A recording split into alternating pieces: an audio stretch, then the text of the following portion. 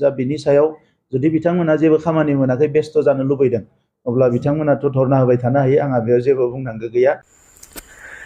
दिनै बिटिसिनि सिएम प्रमद बर' बिथाङा टेट क्वालिफाइड केन्डिडेटफोरनि जिथु धरना बेनि सायाव रिप्लाइ होदों। दा बेनिनो एन्सार होनो नागिरदों। बिथाङा बुंदों जाय बिथांमोननाव बेस्थ' जाना थानो थाखाय आखायाव जेबो खामानि गैया बिथांमोना धरना खालामदों आरो बिथांमोना धरनाखौ खालामलांबाय थाबानो जाबाय खामानि गैयाबा बिदि बुंदों।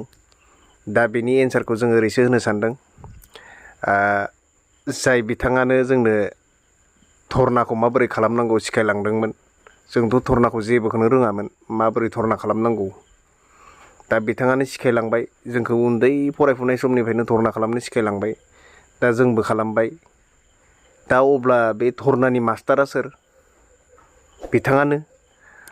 आरो जाय धरनायानो बिथांनो दिनै बे केरियारखौ दानानै होबाय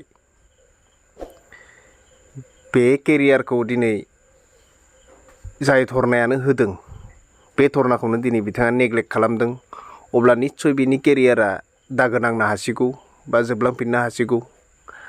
आरो जाय बिथाङा धरना खालामनाया आखायाव खामानि गैयिफोरनिसो होनना बुंदों अब्लाथ' बै 10 बोसोर 12 बोसोर बिथांनि धरना खालामनाया गावनावबो जेबो आखायाव खामानि गैयामोन जानांगौ। बेखायनो बिथाङा जिखि जाया इसुखौनो धरना खालाम पाब्लिकफोरखौ दोबथिंबोदोंमोन आखायाव जेबो खामानि गैयिखायनो। आरो मोनसे पइन्ट दं दिनै सेम डेटआवनो टेट क्वालिफाइड केन्डिडेटफोरनि अनगायैबो आबसु बायदि हारिनि मोनसे अर्गेनाइजेसना धरनानि हाबाफारि लादों भिसिनि सायाव होखारनायनि सायाव।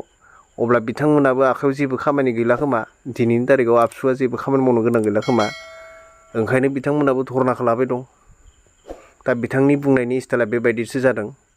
आरो बिथाङा मोनसे बाथ्रा बुंबावदों SIA एप्रुभेल जायाखै।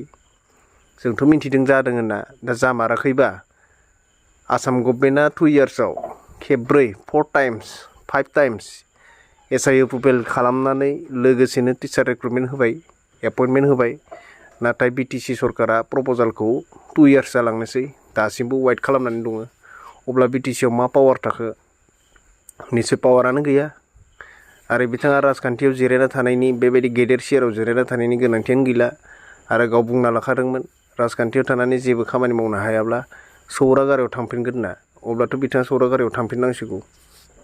अक्ट'बर दाननि गेजेरावनो एडभार्टाइजमेन्ट होनो थाखाय बिथांमोना दाबि बिथांमोना बुंनाय बायदि हयथ' जोङो होनो हानाय नङा मानोना सरकारि प्रसेसजोंसो बियो थांगोन। दा थाबैनो मोनोबा जोंथ' सेप्तेम्बरावनो होगौमोन नाथाय मोनैखाय जोङो हयथ' लेट जादों।